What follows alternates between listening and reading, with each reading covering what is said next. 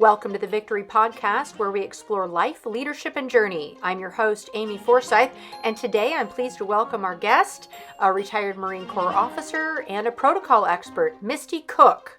Welcome to the show, Misty. Thank you so much. Thank you, Amy, for having me.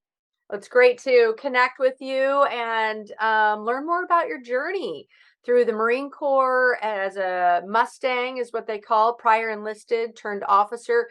And now you're launching your own business to help and advise some of our military senior leaders, but just a fascinating story of your journey and the next phase of life for you.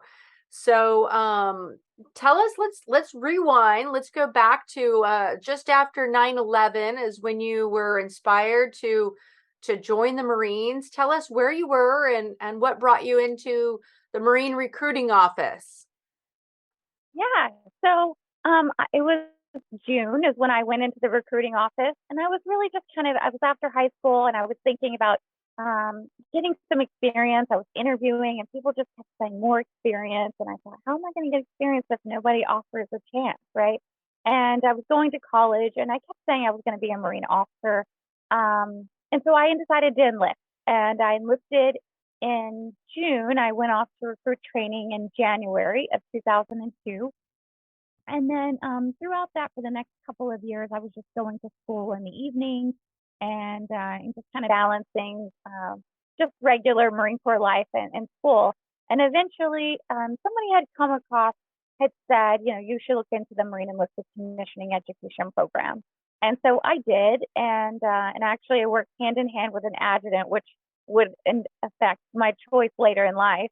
That really kind of helped me get the package together and submit. And so I was selected, and then I went, and you basically can select a school that has a ROTC unit, and I selected the Citadel in Charleston, South Carolina. And so that's where I started my commissioning kind of career after I enlisted. Well, that's wonderful. So where were you stationed when you were enlisted before you went to college? Yeah, so I started in Cherry Point, and then I moved to Buford. And so after Buford is where I left. I had put in my package, but it was during PCS. And so I put my package in when I left. And during my tour in Buford is when I got selected for MESEP. Well, that's wonderful. So attending the Citadel, I mean, must have been just an amazing experience, especially for a woman. But as a prior Marine, enlisted Marine, I'm sure it was a cakewalk for you. Yeah, I mean, I think they do such a fabulous job. I mean, like the reason I selected the school in the first place was just the preparation that when you talk to MESEP, there's a lot. Like that school's got a really great reputation for a great ROTC unit. And then as Marines, you want to help the next generation.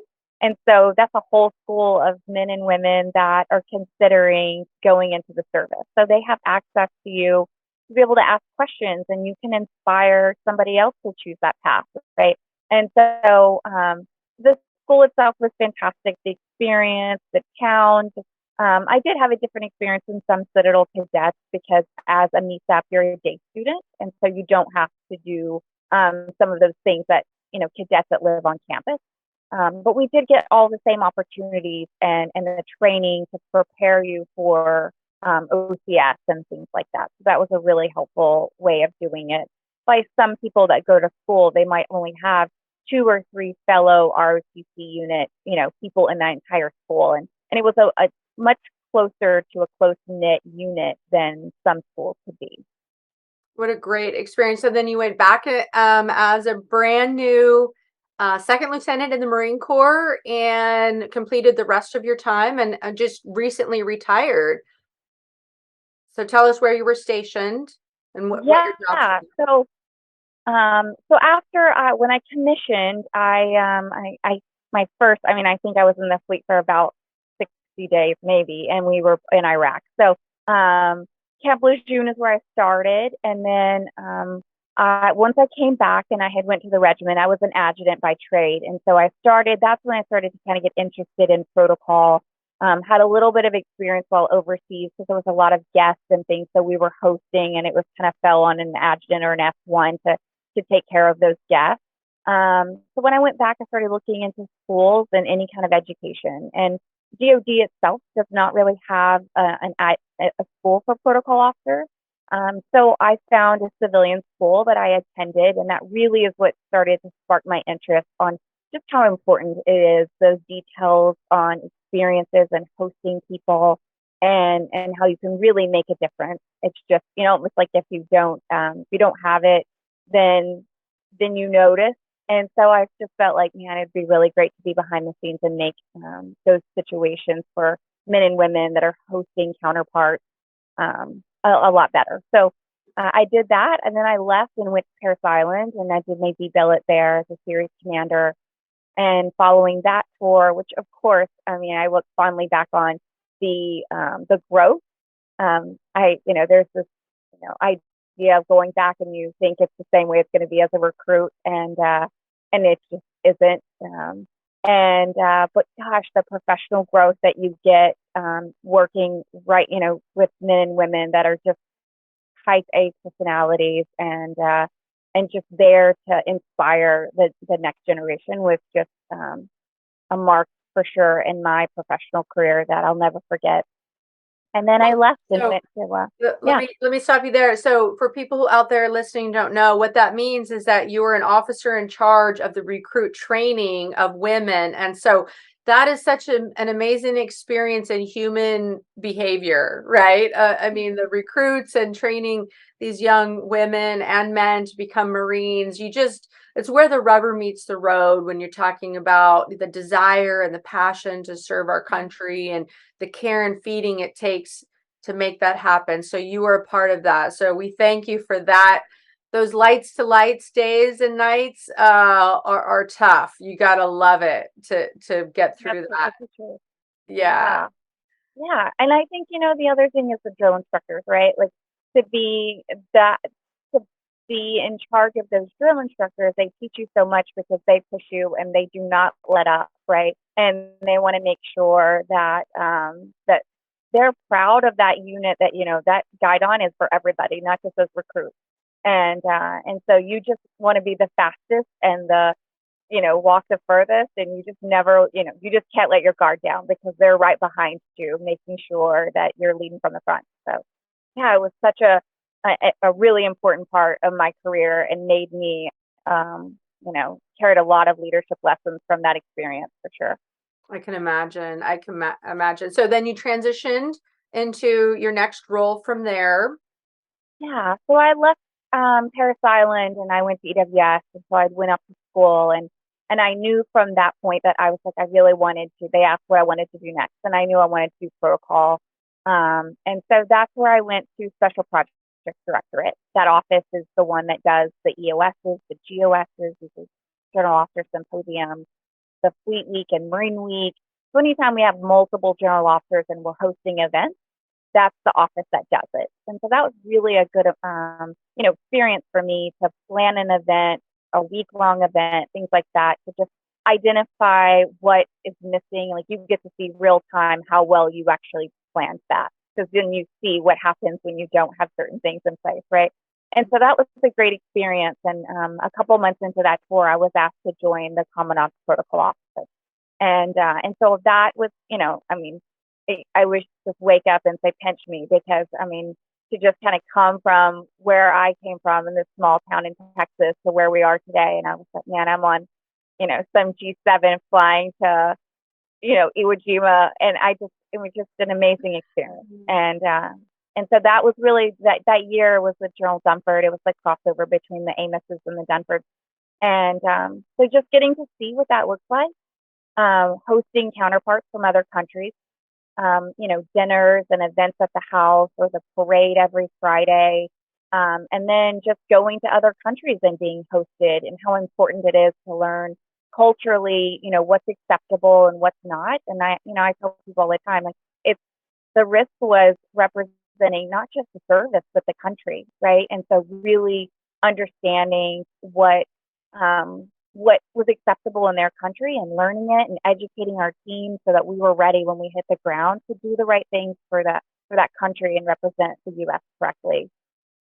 Yeah, that is amazing. And being in public affairs, we get to both of us have had front row seats to some of the most amazing experiences. And, the detailed planning that goes into those executive and senior level meetings is second to none. I mean, the level of detail, but you obviously thrive in that environment. And so now you've been able to learn all those tips and tricks and your expertise and translate that into a career and a business model now that you've just recently retired. So share a little bit about that, the spark that went off to say, hey, I should do this and convert my experience into a business. Yeah. I had actually said something to General Reynolds one day when I was in Paris Island, and I said, someday I just want to be somebody's somebody.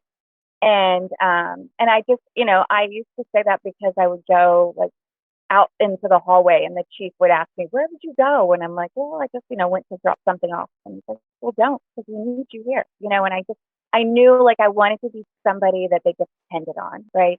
And so when I saw the level of detail and the, the preparation that goes into hosting those men and women, and to get them to walk in the door and be able to focus on what they're supposed to answer and what they're supposed to make decisions on, they really can't, I don't want them to spend their time worrying about something that I can handle.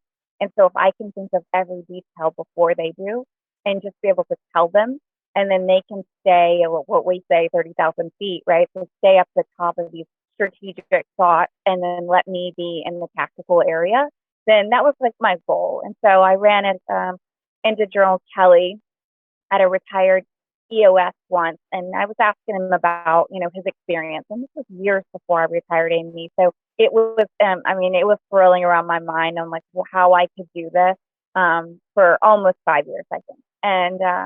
And it almost became a hobby as to planning what this was going to look like when I got done. And he told me some of the challenges that were occurring, and they weren't done serving, right? So they're 35 years into their career. They retire, but they have so much experience that industry would love to leverage. And so how do you get them in front of them? And what they don't think about growing up to be an entrepreneur or being a business owner. They want to be a consultant and they want to do what they do best. And so I was like, I'm going to create a company that helps them walk through this process, standing up their business, standing up the systems, the organization, and all the things I did as a staff secretary and as a protocol officer to get them prepared to walk in that room. Well, I can still do that while they're retired. Let me get them prepared to walk in that room and be the best consultant they can be without worrying about the details.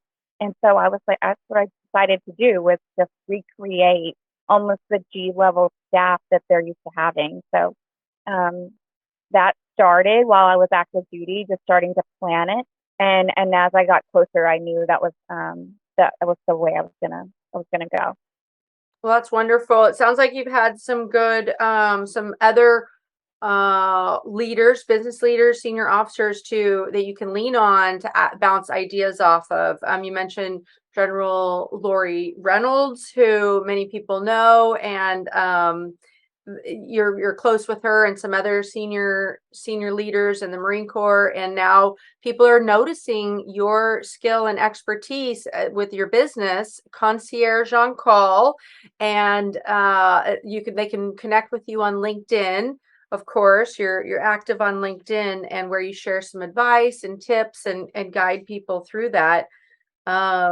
But I'd love to ask you if you had three top tips for a successful life, and some tips out there for people who are either ready to transition into civilian life from military, or executives out there who are looking to level up their game for a successful life. What have you learned over the course of your career, and what would you like to share with people? Yeah, that's a great question. I think the first thing is to be brave. I think that, there's a lot of people. Some people are cheering for you and some people aren't, right? And so at the end of the day, that voice inside you that gets you up in the morning, that your purpose, you just have to go for it. You only get one chance at it. And so you can kind of get frozen if you just, stop and you aren't brave enough to just take the step. So if that's what you want to do, I'd say, I think that's so important. The other thing is just trying to figure out, people always ask, wow, that's so fascinating that you kind of created what you used to do and you make it your business. And I never really looked at it like that. I just felt like that's what I want to do. I want to be able to enable somebody to be able to be the best they can be. And I'm doing something that I'm good at. And so if we can both be excellent, then I think we're more powerful together. Um, and so I think, finding something that you absolutely love and trying to figure out how to make that a business instead of trying to go find a job and hoping you love it. So my third thing would probably be making sure that your why is aligned with what you do. So like my purpose, like when I say that I wanted to be somebody, I still wanted to be the CEO. Like there was no, like I still wanted to be in charge and make decisions and create something out of like my imagination. But I also appreciate what these men and women, like the value that they bring. And so my why is to be able to enable them to do what they do. And so that gets me up in the morning because I mean, I'm grateful when I get a note that says, thanks for doing that, or I was able to attend a conference for the week. But then when they get home, they have a week worth of calendar, invites and things that are happening. And I've made decisions for them to enable their business. So I think just getting up in the morning and knowing I don't have a case of the Sundays or the Mondays, I just get up and know this is so exciting. I just created something out of my mind that I know is a needed, um, service. So I think that is important. If you were to look back and say, what was the one biggest professional regret or perspective that you have, what would that have been? What is that? Yeah, I thought about this. I think um, when you are growing up and you're trying to fit in, um, I wish that there was times that I might have doubted, they would say, you smile too much or you're too happy or, just tone it down. And I probably was a happy Marine. I know I was, but that's my personality, right? Like, and so I think looking back, there was times in my career that I felt like maybe I should do that. And now I would look back and just whisper to her and say, you do you, like be who you are. Don't try to fit into what people think a Marine is supposed to be. Because I think just the most genuine person you can be is really my advice to somebody that's kind of trying to figure out who they are in life, especially those early, lieutenant captain when you're just trying to figure it out. So yeah, I wish I could have told her like, don't listen to that. Just be sunny and love your life. Yeah, if you have a smile, you're smiling in the Marine Corps, you haven't been punished enough. So I know there's a lot of that. So especially for women out there, in business and in the military, it's just smile if you want to. Don't listen to Right. anyone to tell you how to respond to something or have a cheerful or positive disposition. Um, so what's next for you? What's coming up around the corner? What are you working on that you'd like to share with people? Yeah. So, a couple of things. I think a lot of people reach out and they ask, I'm not a general officer. I'm not, your ideal audience. So, but I would really love help. I mean, there's a lot of great, you know, um, there's every rank, there are people that have this niche, consulting capability they could bring. And it's just at different levels, right? And so I think that there is something there that I need to help out other, not just the senior enlisted or the senior officers or even the SESs, which is really my focus to really kind of get them up and running. So I think 2023, I'm going to try to have a course that is something that I can tailor to just getting ready, transitioning, um, a networking strategy. I think, sometimes they'll come and they'll say, I have a great network. And I'm like, that's fantastic. Where are they? And how do you reach them, right? Because you can leverage on social media and you can reach thousands. But if they're just in your inbox inside of Outlook, that's really not going to do you any good. And so how do you talk to them? So kind of teaching people how to expand your network and don't wait until you're, EASing or you're transitioning, but to do it 6 months, a year out and really be intentional about it. And then a social media strategy and things that are going to be across the board important, not just for general officers and FCSs and sergeants major, but for the lieutenant colonel or the colonel that wants to get out and be a consultant and start their business. So I want to create kind of a course that'll be a little bit different and packaged in a different way, but can still offer some really valuable information to get them started. Well, that sounds great. The tailored content is wonderful, and there's people getting out of the military all the time, and it would be a shame to lose that expertise when they can really apply it where it's needed. So Yeah. great, that's great news. And before we wrap up, what's the best piece of advice you ever received? And we'd love to hear that and share that with our listeners here on Victory Podcast. Yeah. So actually, I wrote about this on my piece of content, and it was General Dunford turned around after a fantastic event and said, we were all just really impressed, of course. Just pretty impressive. And so we were like, gosh, that was really good. And he was like, I may not be the smartest person in the room, but I will be the most prepared. And it just really, it resonated with me because, there are times that you're second guessing. If are you ready? Is this the right time? And you can just kind of get frozen in that. But if you prepare and you walk into that room, understanding your environment, you understand who's in the room, why they're in the room, what are they trying to get from you, and really just, you can kick the door in and feel confident. And so I think that really resonated with me. I was like, I will always be the most prepared when I am like walking into a situation. Well, that's great advice. Thank you for sharing that. Ladies and gentlemen, Misty Cook, the founder and CEO of a Concierge on Call. You can connect with her on LinkedIn and learn more about her journey and what she's up to. Especially, we look forward to all the great things you're going to be doing in 2023 for sure. So thank you so much for joining us here today on Victory Podcast. Thanks, Amy.